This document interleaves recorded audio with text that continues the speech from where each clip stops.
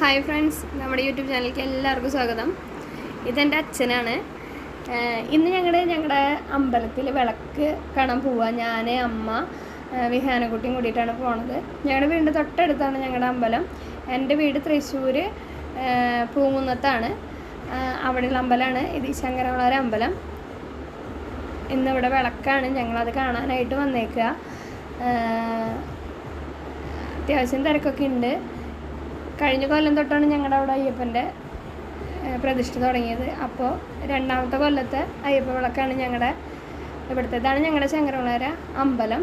ദേവി,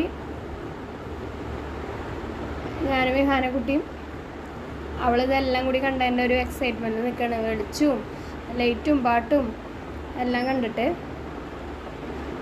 ഞാനും അമ്മയും അവളുമാണ് ഞങ്ങൾ തൊഴുത്തതേ അവിടെ നിന്ന് ഇറങ്ങി. ഇനി ഞങ്ങൾക്ക് താലം കാര്യങ്ങളൊക്കെ വരാണ്ട്, അതിന് വേണ്ടിയിട്ടുള്ള വെയിറ്റിങ്ങിലാണ്. ആ താലവും ഇതൊക്കെ വരണോട് കൂടിയിട്ടാണ്, അവരുടെ കൂടെയാണ് ആൾക്കാരുണ്ടാവുക. ഇത് അവിടെ പാട്ടും കാര്യങ്ങളൊക്കെ ഉണ്ടായിരുന്നു. അപ്പോൾ എനിക്ക് അവിടെ കാണിക്കിടാണ്ട്, അപ്പോൾ കാണിക്കിടാനായിട്ട് വന്നു. അവിടെ പാട്ടും കാര്യങ്ങളൊക്കെ ഉണ്ട്. അതുവരെ ആൾക്കാർക്ക് ഇത് കേൾക്കാനും കാര്യങ്ങൾക്കൊക്കെ വേണ്ടിയിട്ട്.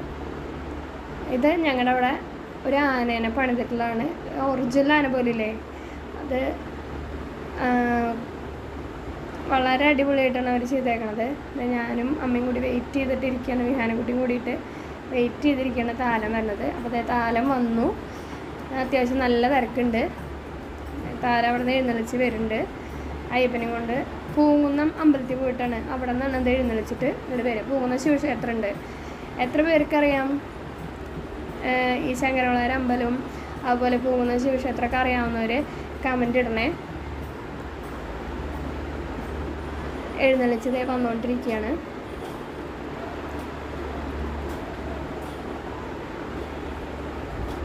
അതിനിടയിൽ വിഹാനക്കുട്ടി കരയുണ്ട്. അവൾക്ക് ബോറടിച്ചു തുടങ്ങി, അവളുടെ ക്ഷമ നശിച്ചു തുടങ്ങി.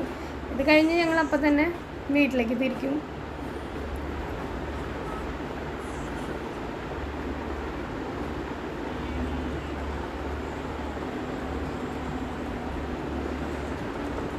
അയ്യപ്പനെ എഴുന്നള്ളിച്ച് കൊണ്ടുവന്നു.